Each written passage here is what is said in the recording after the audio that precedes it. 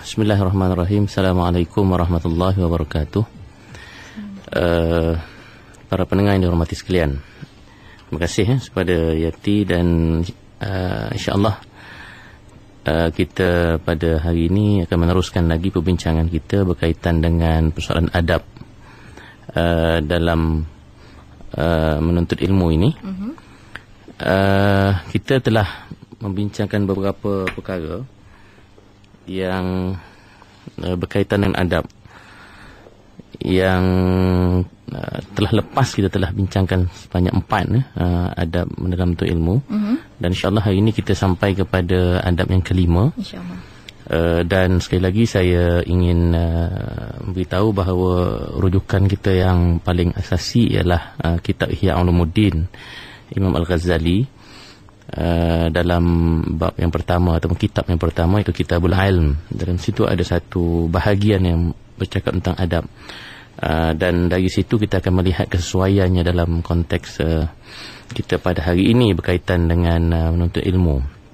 Dan hari ini kita sampai kepada adab yang kelima, iaitu apa? Adab yang kelima ini ialah tidak meninggalkan satu mata pelajaran ataupun satu bidang yang kita pelajari itu dari ilmu-ilmu yang utama sebelum kita mengkajinya secara teliti. Atau dengan kata lain, jangan sekali-kali kita mempelajari sesuatu itu secara separuh-separuh ataupun secara hangat-hangat tai ayam lah orang kata sekarang. Belajar sikit, lepas tu alah rasa boring lah, pergi tinggalkan. Dapat sikit, kemudian kita tinggalkan kita punya tuntutan ilmu itu. Kerana itu nantinya akan memberi kesan terhadap kefahaman kita, dan nantinya memberi kesan juga terhadap kita punya perception kita punya pandangan terhadap ilmu itu sendiri. Sebab ramai orang yang dia menjadi musuh kepada kejahilannya sendiri. Dia menjadi musuh kepada benda yang dia tak tahu. Kan? Jadi itu yang kita tak nak. Jadi dalam menuntut ilmu ini kita kena pastikan bahawa kalau kita memasuki satu bidang ilmu itu, hendaklah kita mempelajari dengan sungguh-sungguh. Kerana kita telah maklum sebelum ini bahawa menuntut ilmu ini merupakan satu urusan yang amat serius. Dia merupakan satu urusan yang amat mulia dalam Islam. Dia bukan benda yang kita boleh buat dengan main-main. Sebab itu dia kena ada adab-adabnya, dia kena ada persiapan-persiapannya seperti yang kita sebut sebelum ini. Dan salah satu daripada adabnya ialah kita harus mempelajari satu perkara itu dengan bersungguh-sungguh dan tidak meninggalkan apa-apa satu pun daripada ilmu-ilmu itu sebelum kita benar-benar mengkajinya dengan secara yang teliti. Dan ini sesuai dengan hadis Rasulullah sallallahu alaihi wasallam yang mengatakan bahawa innallaha yuhibbu idza amila ahadukum amalan an yutqinahu. Sungguhnya Allah Subhanahu wa taala amat mencintai seseorang yang kalau dia membuat satu perkara, dia akan membuat dengan sungguh-sungguh, dia membuat dengan sempurna, sesempurna mungkin. Dia membuatnya dengan setepat-tepat dan sebaik-baik dan seindah-indah yang mungkin. Jadi termasuklah menuntut ilmu. Kalau kita menuntut ilmu, pastikan kita menuntut itu dengan sungguh-sungguh, dengan begitu mendalam, dan bukan sekadar superficial saja dengan belajar luar-luaran saja. Dah mendakwa, saya dah tahu itu, saya dah tahu ini, sedangkan ilmu itu langsung tidak memberikan manfaat dan makna kepada diri kita. Di permukaan je. Sebab itu ulama-ulama kita dahulu mereka amat teliti dalam memastikan bahawa seseorang itu dapat benar-benar mendalami satu ilmu itu dengan sempurna. Saya teringat dalam banyak kitab-kitab Jawi dulu, dia mengatakan bahawa ada 10 dipanggil mabadi' al-ilm ataupun mabadi' al-ulum. Ada 10 dia panggil asas sesuatu ilmu. Kalau kita tahu 10 ini, insyaAllah kita akan mengetahuilah intipati keseluruhan ilmu itu. Jadi dia jadi macam summary lah. Dia panggil macam, dalam bahasa Melayu dia panggil sari ataupun sari ilmu itu. Maknanya intipati ilmu itu yang paling utama. Apa dia yang 10 itu secara ringkas? Yang pertama dipanggil namanya. Namanya. Mestilah nak tahu satu ilmu, kena tahulah namanya apa. Ini memang belajar je lah ilmu apa ni. Entah, saya pun tak tahu. Saya memang belajar je kandungan dia. Tapi saya tak tahu nama. Kena tahu namanya. Dan nama itu penting. Orang pun ada nama. Dan kita pun marah kalau orang panggil kita oi-oi saja kan. Betul. Kita kena nama. Kemudian yang keduanya tempat ambilannya. Tempat ambilan ni maknanya dari mana datang ilmu ini. Sumbernya. Sumbernya. Ada ilmu yang datang daripada Quran dan hadis. Yang ini ilmu-ilmu yang utama. Ini ilmu-ilmu yang terpuji kata Imam Al-Ghazali. Seperti ilmu akidah, ilmu akhlak, ilmu ibadah dan lain-lain. Itu sumbernya itu datang daripada Al-Quran. Jadi tempat ambilan itu penting untuk diketahui oleh seorang penuntut ilmu.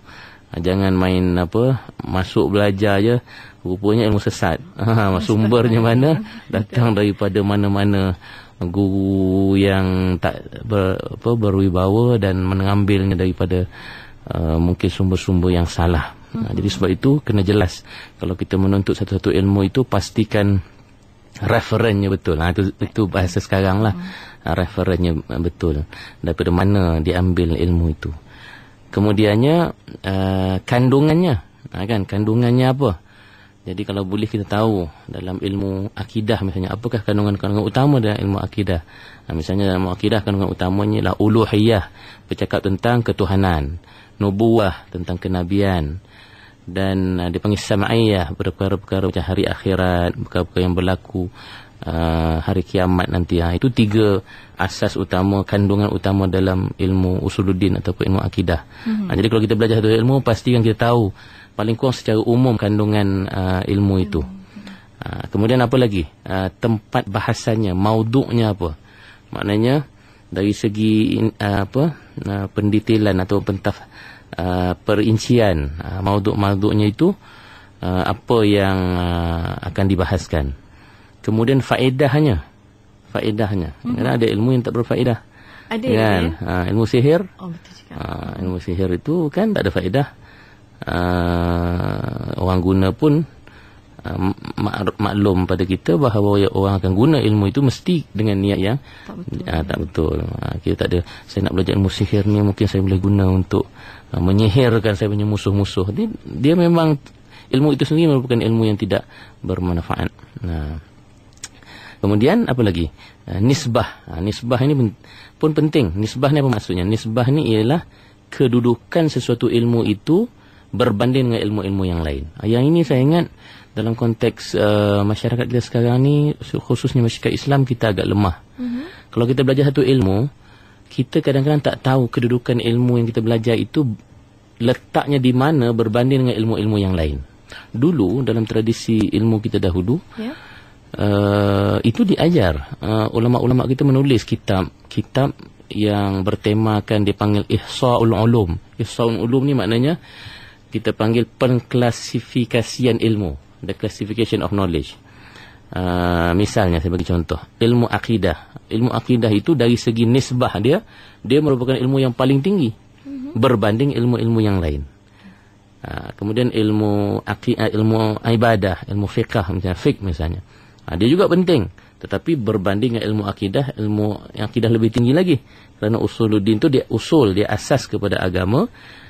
Fiqh itu merupakan furu'uddin, dia merupakan cabangan kepada agama. Tapi kedua-duanya penting. Pokok pun kalau batang je sebatang macam tu, tak ada cabang-cabangnya, tak ada daun-daunnya pun, dia tak jadi pokok yang sempurna. Betul. Tetapi batangnya itu penting, yang paling penting, asas dan dasarnya itu yang paling penting. Ilmu akhlak di mana letaknya, ilmu matematik di mana letaknya, ilmu perubatan di mana letaknya. Semua itu harus ditahu nisbah, hubungannya antara satu ilmu dengan satu ilmu yang lain. Kita takut nanti kalau kita tidak mengetahui nisbah ilmu ini, apa yang akan berlaku? Orang yang belajar ilmu, kita bagi contoh ilmu tentang batu-batu, kan? Ilmu batu-batu kat tepi jalan tu penting tu. Kalau tak tahu nanti, mungkin dari segi apa? Kalau rugi, mungkin kita tak tahu ada batu-batu yang mungkin bermanfaat untuk kita gunakan. Betul. Sebagai bahan ke apa semua kan? Tetapi bolehkah kita samakan misalnya ilmu tentang batu-batu tu dengan ilmu akidah tadi? Sudah pasti jauh kan? Sudah pasti jauh. Kedudukannya tu jauh.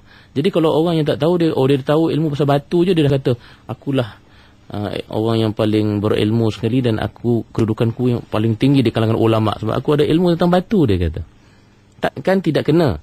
Kerana apa? Kerana kita sudah tidak tahu dari segi maratib, dari segi kedudukan. Tertib ilmu itu, di mana ilmu yang paling unggul, yang paling tinggi, di mana ilmu yang kurang, yang mana ilmu yang paling terpuji, di mana yang mungkin dari segi kedudukannya kurang tetapi masih penting.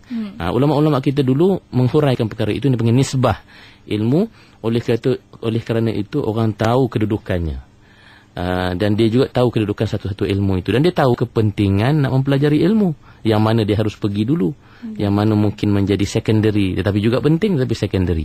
Jadi adalah aulawiyat, adalah keutamaan dalam pemikiran dan kefahaman seseorang muslim itu dalam konteks menuntut ilmu. Dia tahu ke mana dulu dia nak pergi, yang menjadi priority dia, dan kemudian apa yang jadi secondary dan lain-lain lagi. Itu dipanggil nisbah ilmu.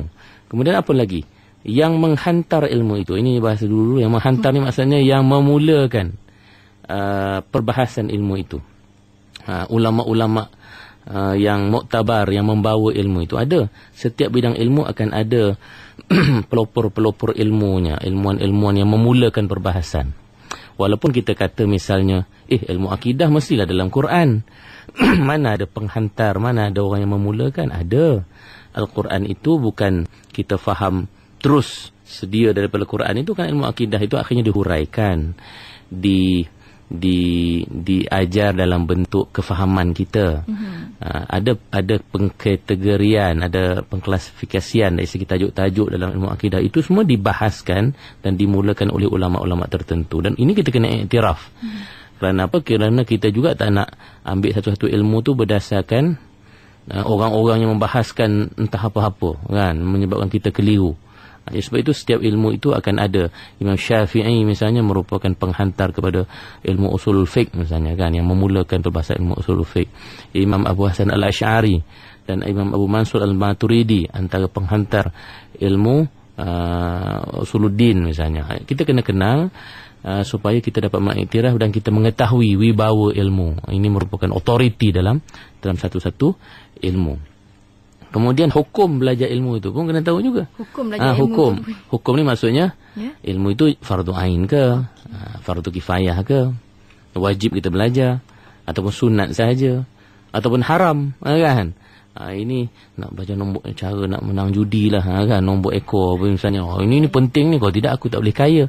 Itu dia dah salah, sebab dia dah tak tahu hukum satu-satu ilmu itu. Tetapi kalau dia tahu yang ini fardu ain, maka aku harus mengutamakan yang fardu ain. Yang ini fardu kifayah, juga fardu, tetapi dia fardu dalam konteks kemasyarakatan. Dia fardu dalam konteks berkumpulan. Maknanya kalau ada kumpulan yang sekelompok yang sudah mengetahui dan menguasai ilmu itu, maka yang lain dari segi tanggungjawab kewajipan belajar ilmu itu sudah terlepas. Itu fardu kifayah. Tapi fardu ain tak boleh macam tu. Fardu ain saya, Yati, siapa-siapa saja di luar sana, asalkan dia mengaku dia seorang Muslim, dia wajib untuk mempelajari ilmu itu. Maka hukum mempelajari ilmu ini harus diketahui. Kita takut nanti kalau tak tahu hukum sesuatu ilmu ini, orang main redah aja belajar. Jadi akhirnya dia habiskan seluruh umurnya mempelajari ilmu-ilmu yang dari segi hukum, dari segi tanggungjawab itu rendah sahaja. Yang wajib ni ditinggalkan, yang fardu ni dia membazirkan keseluruhan waktunya, kerana kita punya hidup ni tak panjang. Tuhan bagi kita tak panjang. Tolak lagi tidur kita berapa jam, tolak berborak dengan kawan berapa jam. Akhirnya yang untuk benar-benar menuntut ilmu ini tidak panjang. Tapi kalau yang tidak panjang itu pun kita sudah habiskan dengan ilmu-ilmu yang tidak bermanfaat, yang dari segi hukumnya tidak wajib dan tidak apa, maka rugi lebih banyak lagi kita dalam kehidupan kita ini. Dan yang kedua lagi yang akhir, kelebihan ilmu itu, fadail dia, fadilat ilmu itu apa. Kita kena tahulah, barulah merangsang kita punya minat dan cinta kita terhadap satu-satu ilmu. Kalau fadilatnya banyak, seharusnya kita akan lebih gairah untuk mempelajari ilmu itu, berbanding dengan ilmu yang mungkin fadilahnya atau kelebihannya itu tidak banyak. Dan yang akhir sekali, yang ke-10, kesudahan ilmu ini. Kesudahan ni mana ilmu ni nak bawa kita ke mana? Kalaulah satu ilmu itu hanya nak membawa kita kepada kekayaan dunia misalnya, mungkin penting juga. Kalau tidak nanti susah juga nak hidup atas dunia ni kalau tak ada duit. Tapi tidaklah sepenting ilmu yang boleh membawa kita kepada kekayaan akhirat, kepada keselamatan kita di akhirat. Yang itu sudah pasti dia membawa kesudahan yang lebih penting lagi berbanding dengan sekadar ada duit. Kan? Jadi dari segi itu kita tahu. Jadi 10 perkara ini ulama-ulama kita dulu menyusun supaya apa dia Yati? Supaya seseorang itu bila dia masuk satu belajar satu bidang ilmu, dia ada dia punya checklist dia. Apa benda 10 perkara ni aku cover ke tidak dalam pembelajaran yang aku telah lalui dalam menuntut ilmu ini. Jadi objektif. Objektif dan juga macam checklist lah. Macam kita nak pergi holiday kan. Ada checklist tu nak bawa apa, bawa video kamera lah apanya. Kalau tak bawa Allah punyalah menyesal. Jadi masing-masing kalau nak berjalan je mesti ada checklist. Mak ayah pun kata cepat keluarkan checklist kita apa. Nak pergi shopping misalnya. Saya pergi shopping pun isteri saya dah bagi dah kertas kecil. Yang ni awak pergi cari, yang ni saya pergi cari. Jadi tak buang masa. Saya pergi cari barang saya, dia pergi cari barang dia. Jadi cepat boleh shopping. Tapi kita hebat pula cara kita berstrategi dan berencana kalau kita nak shopping. Ya, betul. Ataupun nak pergi bercuti. Tapi bila kita belajar ilmu ni, apa nak checklist, aku nak belajar masuk je lah kelas. Sebab tak ada pengalaman sebenarnya. Tak ada pengalaman, dia tak mengambil pengajaran daripada apa yang diajar oleh ulama-ulama dulu kan. Ataupun benda ni boleh datang sebenarnya secara fitrah. Kalau kita ada kesungguhan dan cinta terhadap ilmu, sudah pasti kita akan mencari benda-benda ni. Nama ilmu ni apa ya? Kita pun kalau nak berkenalan dengan orang, first yang kita tanya, boleh tak saya tahu nama? Kalau tidak kan main you ni, main UI saja tapi tidak mesra lah. Tapi kalau panggil nama. Jadi semua perkara ini kalau kita benar-benar teliti, insya-Allah kita akan sentiasa cari namanya apa manfaat. Sudah pasti kita tahu manfaat dia dan sudah pasti kita nak pastikan yang ilmu kita ini daripada sumber yang sahih. Kita akan cari juga siapa dia pembawa disiplin ilmu ini. Jadi perkara-perkara ini merupakan perkara yang agak fitrah dalam satu-satu ilmu, tapi orang tak ambil berat kerana mungkin cinta kita terhadap ilmu kurang. Tradisi dan budaya ilmu tidak mendalam dalam diri kita. Sebab benda ni remeh-temeh. Remeh-temeh. Tapi tadi tengok tak, kalau kita perhatikan dia penting. Dia penting. Dan kalau orang tak tahu benda-benda ini, sudah pasti nanti dia akan berkesan terhadap adab kita terhadap ilmu. Itu yang bila dia jadi remeh-temeh tu yang kita kata, tak apalah. Dah habis belajar. Saya dulu belajar banyak ilmu. Bila orang tanya, yang ilmu ni apa dia punya kandungan utama? Entah, saya pun masuk kelas masa itu tak berapa ingat. Main entah-entah sahaja. Kenapa? Kerana kita tidak serius. Dia tidak mengambil berat tentang hal-hal yang berkaitan dengan ilmu. Dan kita kena ingat, kenapa perkara-perkara ini penting. Kita balik tajuk adab kita tadi. Betul. Jangan kita meninggalkan satu pelajaran, melainkan kita telah mengkaji secara mendalam. Kerana setiap ilmu ini dia punya hubung kait antara satu ilmu dengan satu ilmu yang lain. Macam nisbah yang kita sebutkan tadi. Saya bagi contoh. Dalam konteks ilmu-ilmu agama, fardu ain, ilmu-ilmu ukhrawi yang penting kepada kita, seperti ilmu tauhid, ilmu fiqh, ilmu akhlak. Ini 3 antara perkara yang penting. 3-3 ni dia punya kaitan. Kalau kita tidak mendalami, nantinya kita takut kita tak tahu hubung kait antara ilmu tauhid dengan ilmu fiqh. Ilmu fiqh dengan ilmu tasawuf misalnya. Dan lebih malang lagi, ada orang yang dia belajar tasawuf ataupun akhlak, dia tak belajar fiqh. Hukum hakam dia tak tahu. Yang tu dia kata bila sampai satu tahap dia punya cinta kepada Tuhan tu dah tinggi, dia kata saya ni dah tak wajib sembahyang dah, dia kata. Sebab saya punya makam ni dah sampai makam yang tertinggi, jadi sembahyang dah gugur. Tanggungjawab sembahyang tu dah gugur. Nampak tak? Kenapa? Kerana yang syariahnya, yang hukum hakam, yang fiqhiyahnya dia tak mendalam. Tapi yang akhlak, yang tasawufnya mungkin dia masuk pintu tu dulu. Pintu lain dia dah tak masuk. Jadi dia sesat dekat dalam ruang itu saja. Sedangkan agama itu seperti saya sebut tadi, dia punya kaitan yang rapat. Ataupun orang tahu hukum hakam tapi dia tak belajar akidah dengan mendalam. Dia sibuk dengan hukum hakam saja, sedangkan dia tak tahu hukum hakam itu sebenarnya dibuat dan diturunkan oleh Allah SWT untuk kita akhirnya tunduk dan mentauhidkan Tuhan. Kan? Tapi kalau dia tahu ini tak boleh, ini boleh, ini tak boleh. Tapi untuk apa boleh tak boleh ini? Sebenarnya untuk kita lebih menghambakan diri kita kepada Allah Subhanahu Wa Taala. Sebab itu kalau solat misalnya, tidak sempurna solat orang yang dia tahu, saya ada tahu 13 rukun semayang. Daripada satu dia boleh sebut sampai akhir. Tapi bila solat dia tak khusyuk. Bila solat dia tak khusyuk. Sedangkan bukankah solat itu sebenarnya pembuktian penghambaan kita kepada Tuhan? Kenapa kita solat? Kita solat sebab ini bukti aku tunduk dan patuh dan beribadat, menghamba kepada Allah Subhanahu Wa Taala. Tapi kalaulah ilmu itu dia terpisah-pisah, belajar yang ni tak belajar yang ni, nanti dia jadi macam orang yang tak berapa stabil, tak berapa stabil. Dia tekankan satu aspek, dia lupa satu aspek yang lain. Sebab itu penting bila kita kata tadi, kalau nak belajar itu, belajarlah secara mendalam, kemudian kita boleh berpindah kepada ilmu yang lain, belajar juga secara mendalam. Satu-satu.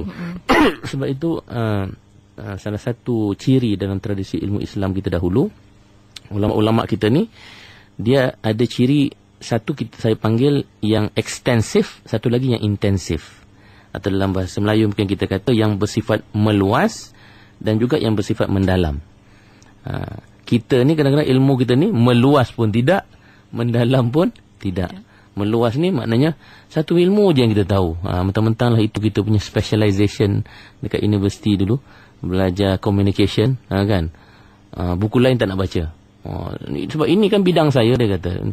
Dia tak belajar, dia tak baca bidang lain, dia tak baca juga ilmu-ilmu yang lain. Jadi oleh itu fikirannya itu jadi sempit lah. Betul. Dia jadi berkotak-kotak itu sahaja, dia tidak dapat mengaitkan.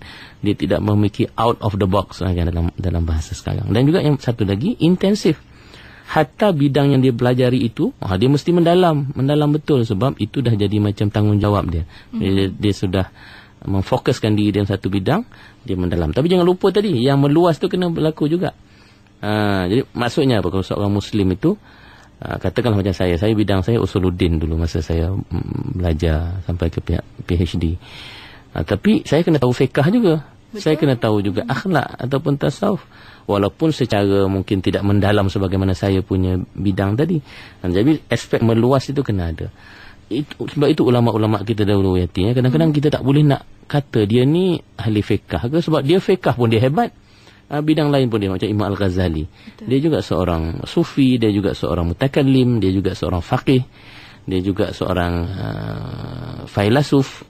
Orang panggil dia semua gelaran kerana kehebatannya dari segi luasnya ilmunya itu.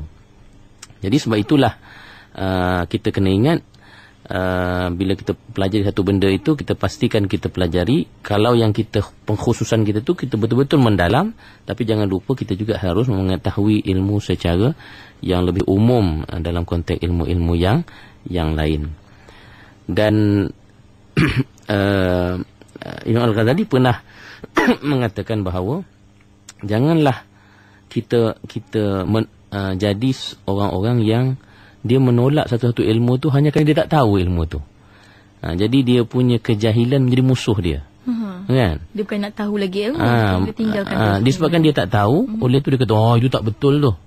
Ataupun dia dengar cakap orang. Dia kata, orang kata ilmu tu tak bagus, jadi ilmu tu memang tidak baik untuk saya. Sedangkan dia tak belajar dulu. Lainlah ilmu yang betul-betul yang kita sebut tadi tidak bermanfaat, itu cerita lain. Tapi saya bagi contoh. Ilmu mantik. Ilmu mantik ni ilmu yang belajar kita berfikir, kan. Saya ambil lagi 5 minit ni, kita mungkin nak buka soal jawab. Ilmu mantik, ramai orang sekarang ni saya dengar, ada orang sekarang ni yang saya dengar dia kata, jangan belajar ilmu mantik ni, kalau belajar ilmu berfikir ni nanti kita jadi sesat. Ilmu logik ni.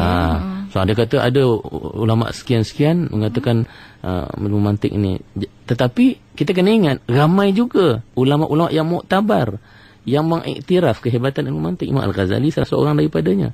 Jadi bila ada kedudukan macam ni, kita jangan cepat mengatakan bahawa saya tak nak belajar ilmu itu, dan ilmu itu ilmu yang sesat, hanya kerana pertama kita tak tahu, kerana kita jahil tentang ilmu itu. Betul. Kita tak baca pun. Yang keduanya kerana mungkin ada seorang dua, mungkin di kalangan ulama juga yang mengkritik ilmu tersebut.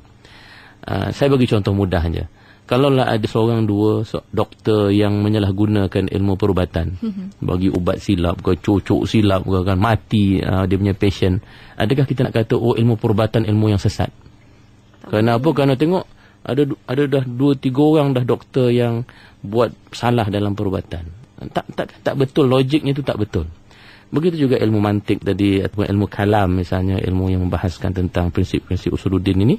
Tidak boleh kita menolak ilmu ini hanya kerana mungkin ada 1-2 yang mengkritik, ataupun ada 1-2 yang menyalahguna. Memang ada yang menyalahgunakan ilmu mantik sebab dia pandai ini, akhirnya dia menipu orang. Sebab dia pandai ni, akhirnya dia membawa faham-faham yang mengelirukan orang, yang dipanggil sufastaiyah dan lain-lain lagi. Dan yang akhir sekali poin kita pada hari ini, bila kita nak bercakap tentang adab yang kelima ini, iaitu tidak meninggalkan satu ilmu itu sebelum kita betul-betul mengkaji dengan teliti. Kita kena lihat ilmu ini dia banyak maratib itu. Ada yang ilmu yang terpenting, ada ilmu yang kurang penting, tetapi dia masih penting lagi. Jadi Imam Al-Ghazali dia cakap seolah-olah orang yang mendalami ilmu ni dia macam pengawal dari satu, katalah satu istana. Ada pengawal yang utama, misalnya pengawal yang jaga pintu utama. Itu paling utamalah. Kalau kena rompak, kena apa, dia orang mati dulu. Tapi mungkin ada, kalau istana tu besar, ada pengawal yang secondary, duduk dalam pos pengawal tu je. Kerja dia mungkin telefon ke apa semua. Tetapi dia masih penting lagi. Betul. Kalau dia tak ada, yang kat luar ni nanti kalau ada apa-apa benda kecemasan, dia tak boleh nak sampaikan, yang ni tak boleh nak sampaikan kepada yang lain. Maklumat yang lain tak tersebar. Okey, dari segi kedudukan tak sama. Yang ni lebih utama. Tapi yang itu walaupun tugasnya tidak sepenting yang luar, tapi dia masih utama. Ilmu juga macam tu. Ada ilmu yang utama, ada ilmu kurang utama. Tapi jangan kita ambil satu ilmu saja, kita tak nak belajar ilmu yang lain hanya kerana yang ni kurang utama. Kita takut nanti kita ni tidak mengiktiraf kepentingan ilmu-ilmu ini dalam mengawal kehidupan kita dan mengawal kebenaran yang kita bawa dalam agama. Itulah mungkin beberapa perkara yang mungkin kita boleh buka kepada persoalan. InsyaAllah. Dan waktu ini bagi anda yang ingin terus serta berinteraksi bersama yang berbahagia Dr. Farid, waktu ini boleh hubungi kami talian di 0362051500, juga menerusi FB kita di ikim.fm. Juga boleh anda letakkan persoalan anda di ruangan komentar yang kami sediakan, dan juga menerusi SMS juga bagi kami kongsikan dengan caranya menaikkan IKIM, jarakkan persoalan anda dan hantar ke 39111 untuk adab kita dalam kita nak menuntut ilmu ini, insya-Allah. Dan waktu ini kita nak raikan rakan kita di FB terlebih dahulu, daripada Anizah Ibrahim, kata pendapat beliau, kata sayang sekarang ni ramai belajar ilmu-ilmu lain dan ilmu yang ada dalam Al-Quran dan hadis tak diketahui. Betul ke tidak? Kalau boleh sedikit kupasan daripada doktor.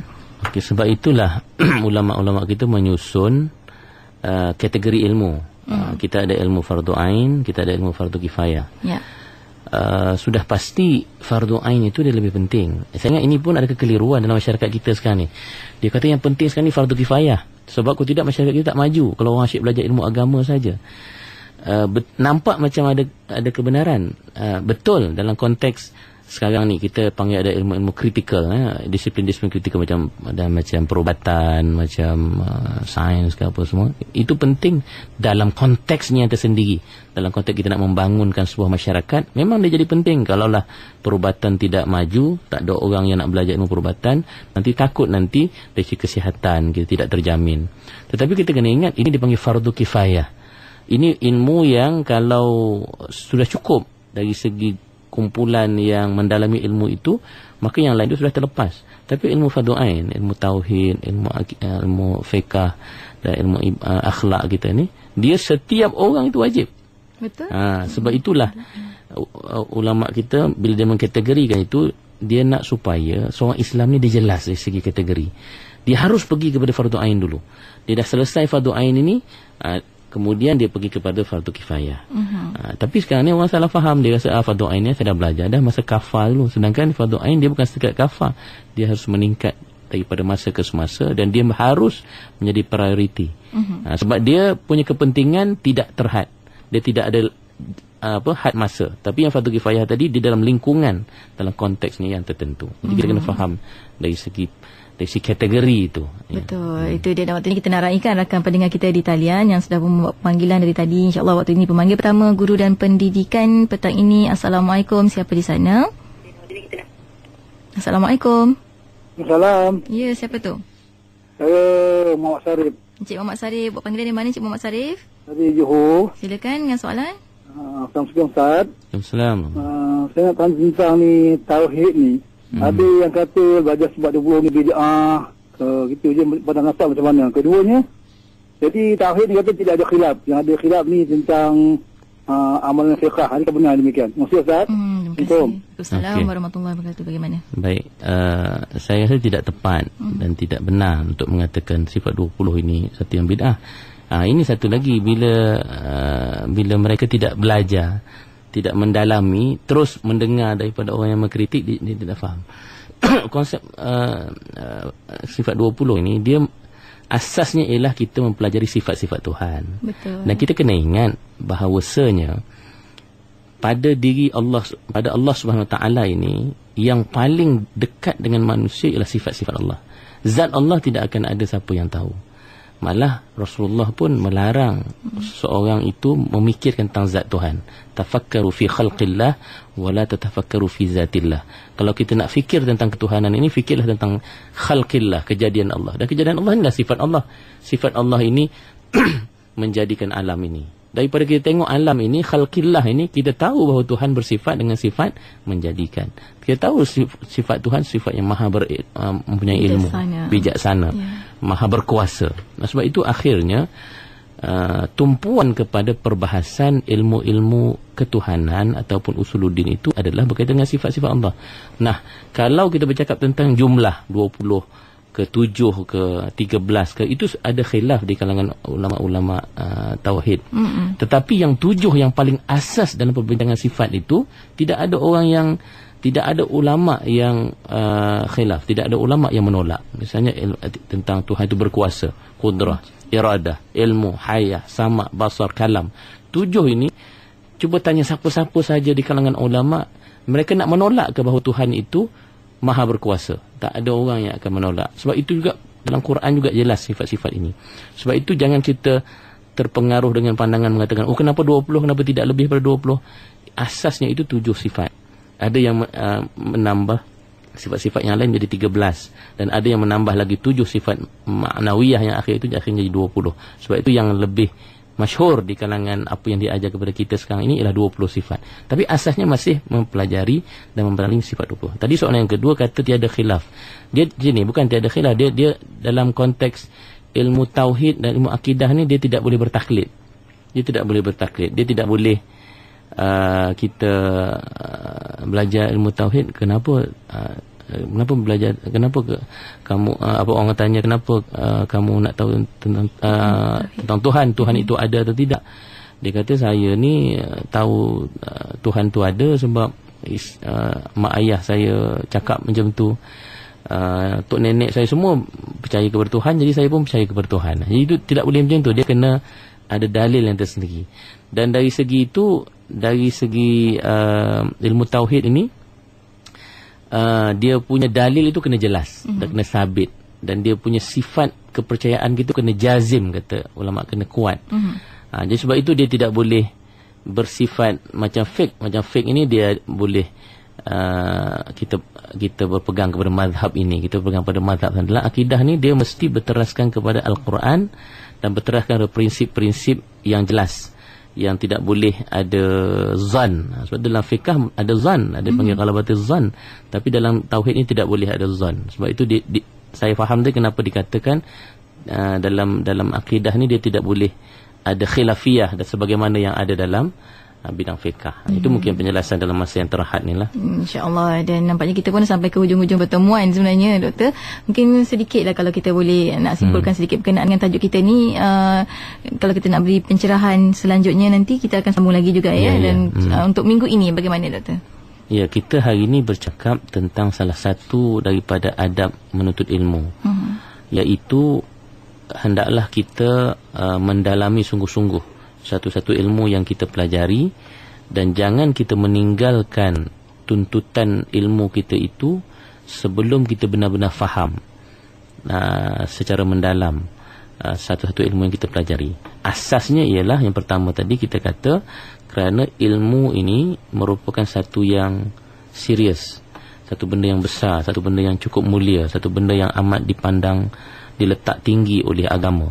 Jadi oleh kerana itu tak boleh kita mengambilnya secara ringan. Yang keduanya, kita punya had umur kita ni tak panjang Tuhan bagi kepada kita. Sedangkan ada ilmu-ilmu yang bersifat fardu, yang bersifat wajib kepada kita. Jadi sebab itu kita harus mengetahui kedudukan ilmu itu dan terus mempelajari dan mendalami ilmu-ilmu yang paling utama. Dan kalau ada masa lebih yang Tuhan bagi kepada kita, kita pergi pula kepada ilmu-ilmu yang lain. Jadi sebab itu kita bagi tahu tadi mabadi tadi tu, yang dia punya asas-asas ilmu itu ada 10. Kalau kita tahu perkara itu, lebih mudah lagi kefahaman kita dan lebih mudah lagi dari segi kita melihat prioriti, keutamaan satu-satu ilmu. Pergilah kepada ilmu yang diletakkan paling tinggi, yang paling penting dalam agama, dan kemudiannya kita pergi kepada ilmu-ilmu yang mungkin dari segi kepentingannya kurang tapi masih lagi penting. Untuk letakkan prioriti itu juga perlukan ilmu juga, Doktor. Ilmu juga, sebab itu kena ada, mulakanlah dengan mempelajari benda-benda yang asas dalam ilmu. Tanyalah guru-guru yang berpengalaman, guru-guru yang berilmu tinggi. Dan jangan bagi alasan kata saya sibuk, saya tak boleh dan tak mungkin manusia boleh belajar banyak ilmu. Tapi kenapa dulu kita ada ulama-ulama yang boleh mengetahui ilmu yang begitu luas sekali. Saya bagi satu contoh akhir, mungkin ambil seminit 2 Yati. Ada seorang tokoh ulama kita yang terkenal, namanya Al-Jahiz. Al-Jahiz ni kalau saya sebut pun orang tak, mungkin ramai yang tak tahulah namanya. Dia seorang tokoh Mu'tazilah. Walaupun Mu'tazilah ini kita banyak yang kita tak setuju dari segi pandangannya, tapi kita bukan nak ambil dari segi pandangan akidahnya itu, tapi yang kita nak ambil ini ialah daripada semangat menuntut ilmu Al-Jahiz ini. Saya pernah membaca tentang dia punya kisah hidupnya. Dia ni seorang berkulit hitam, Qibti, yang hodoh. Dia kata muka saya ni hodoh sangat, sampai dia kata kawan-kawan saya buat joke dengan saya. Dia kata kalau kau nak tahu syaitan macam mana muka dia, kau tengok cermin, dia kata. Ini dia sendiri cerita, dia sendiri cakap dalam kitabnya itu. Tetapi Al-Jahiz ini walaupun mukanya hodoh, matanya dikatakan tersembul keluar. Dia macam pop eye, juling ke atau apa, tapi tak berapa cantik lah. Dah lah kulitnya hitam, tetapi kecintaan terhadap ilmu begitu tinggi sampai dia, tapi dia miskin. Dah lah dia punya buruk, dia juga miskin. Tapi kerana cintanya terhadap ilmu pengetahuan, dia selalu mengunjungi kedai-kedai buku, toko-toko buku. Dan disebabkan dia tak ada wang, apa yang dia buat, dia ambil satu buku, dia baca dekat kedai buku tu, kemudian dia letak balik, dia ambil satu buku lagi. Dulu mungkin tak strict sangat lah kedai-kedai. Sekarang ni kedai kata jangan membaca ya. Buku untuk dibaca kan. Macam mana orang nak beli kalau tak baca dulu. Jadi itu yang dibuat oleh Al-Jahiz, sehingga kan dia dapat ilmu yang banyak dengan cara yang begitu. Dan akhirnya dia menghafal banyak kitab-kitab dan juga mendalami banyak ilmu, sehingga kan bila saya kaji, bidang ilmunya itu cukup luas. Dan sehingga karyanya itu melebihi 400 tajuk. Dan tajuk itu pelbagai, dalam pelbagai bidang. Ini tadi orang kata mustahil belajar, kenapa dulu ada orang macam Al-Jahiz ni. Dan salah satu daripada kitabnya yang pernah saya baca ialah dipanggil Kitabul Hayawan. Sekarang ni kalau kita pergi ke KLCC, ada satu pameran The Sultans of Science itu, ada contoh buku Al-Jahiz, Kitabul Hayawan, The Book of Animals. Ini buku ini masih menjadi rujukan di universiti penting di barat dalam bidang zoologi. Nak buat zoo tu bukan senang, Yati. Betul. Kena tahu spesies-spesies binatang, dan kena tahu macam mana nak klasifikasikan. Taruh satu kandang nanti 2 spesies yang berlaga, ikan pun boleh mati, binatang-binatang pun boleh berlawan. Luasnya tetapi salah satu kitab yang menjadi rujukan itu yang ditulis oleh Al-Jahiz tahun 900 lebih. Sekarang ni dah tahun 2013. Tahun 900 lebih Al-Jahiz sudah menulis. Ini kehebatan orang macam Al-Jahiz ni. Walaupun dia miskin, dia hodoh, dia punya rupa parasnya, tapi kecintaan terhadap ilmu mengatasi segala-galanya, sehingga dia mendalami banyak bidang ilmu. Dan antara bidang kita pun tak terfikir orang nak tulis pasal haiwan. Betul. Dan dia bukan macam saintis sekarang, ada alat-alat canggih nak kaji haiwan. Dia hanya tengok dari segi pemerhatian dan bacaannya sahaja. Dan yang akhir sekali poin tentang dia ni, Al-Jahiz ini, dia dikatakan mati disebabkan dihempap oleh buku dalam dia punya perpustakaan. Maknanya matinya pun dengan ilmu. Matinya pun gambaran dia masih mencintai ilmu, kerana dihempap oleh buku. Cuma saya punya nasihat, janganlah nanti pergi ke library saja je duduk dekat buku-buku yang besar tu, kod-kod kena hempap, nanti saya mati saya boleh contohi Jahis. Contohilah dulu dia punya kecintaan terhadap ilmu. Betul. Sebelum nak mati macam dia. Jadi ini bukti yang menunjukkan bahawa tidak mustahil untuk orang mendalami banyak ilmu secara mendalam, kerana ia sudah dibuktikan oleh ulama-ulama kita dahulu, mereka mampu untuk mempelajari itu. Jadi mulakanlah dengan kecintaan terhadap ilmu dan mendalamilah, seperti mana kita sebut hari ini, adab ilmu. Dalami dah ilmu itu, jangan tinggalkan satu ilmu itu sebelum kita betul-betul mendalami perkara itu secara yang betul-betul hebat ataupun mendalam. Jadi itu kesimpulan kita pada hari ini.